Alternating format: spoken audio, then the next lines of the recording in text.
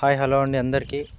మీరు చూస్తున్న బంతి తోట వచ్చేసి 50 రోజుల మొక్క అండి. ఇది కంపెనీ వచ్చేసి యూనిసియం వాళ్ళది డింపుల్ అండి. ఇది ఎల్లో బంతి. చూడండి ఎలా ఉందో గ్రోత్గా.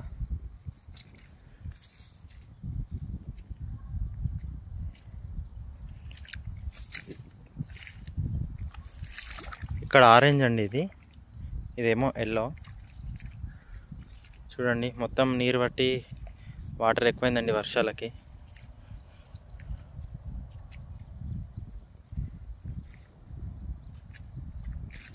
ఇలా ఉందండి చూడండి.